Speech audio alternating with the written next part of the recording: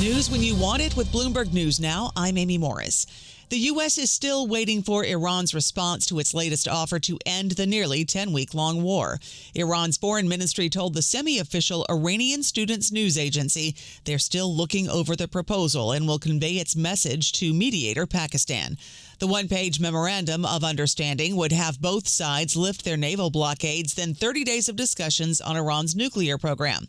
Bloomberg News White House and National Security Editor Michelle Jimrisco. We know the outlines essentially of what the two sides are trying to come together on, but again, virtually no certainty that they will agree to something and that, the war's end is near. Bloomberg's Michelle Jimrisco. A senior Iranian official says Iran would not allow the U.S. to reopen the Strait of Hormuz with an unrealistic plan and then exit the war without paying any reparations.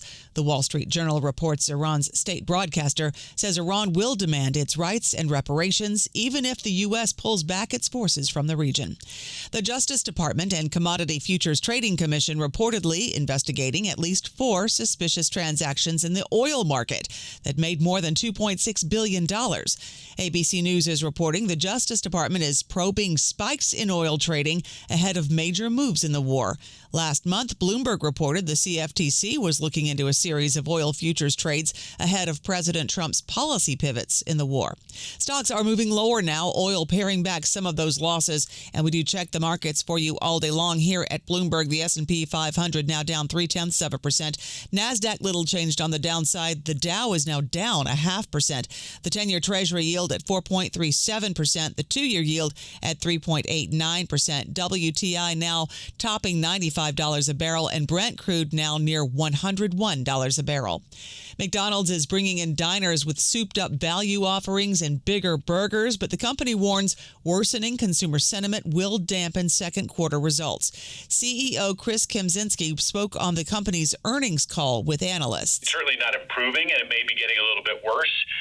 How that plays out in all of this, I think is an open question. Our focus is on what we can control, and on that score, I feel very good about the balance of the year. McDonald's is banking on new products like its recently launched beverage lineup and a forthcoming Red Bull-infused energy drink assortment to cushion the blow.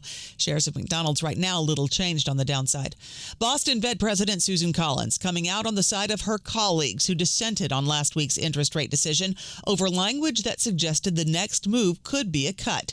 Collins says the war will make it harder to get to the Fed's 2% inflation target. My kind of modal outlook would be that we're likely to remain paused for a longer time period with further easing further down the road. Boston's Susan Collins does not vote on Fed policy this year. You can catch our full conversation with Boston Fed Chief Susan Collins on the Bloomberg Big Take podcast. Cleveland Fed President Beth Hammack says language in the Fed's policymaker statement was misleading and did not match her outlook. During an interview on public radio, Hammack said the statement gave a signal that the next move would be a cut.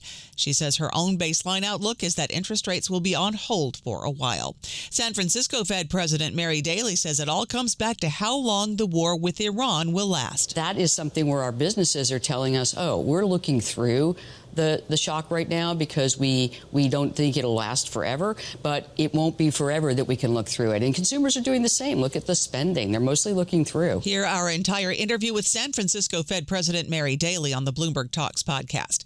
And we have our last look at weekly jobless claims before tomorrow's April jobs report. Bloomberg's Michael McKee. Claims come in at 200,000 even, up from a revised 190,000, so still low, but we moved away from the record low level. But it all basically tells you that the labor market is stable. And of course, tomorrow we'll get the payrolls data. Bloomberg's Mike McKee. Those data come out tomorrow morning, 8:30 Wall Street time. The Vatican says the need to work tirelessly in favor of peace was discussed in today's talks with Secretary of State Marco Rubio. Rubio visited Rome on a fence-mending visit after President Trump's criticism of Pope Leo XIV.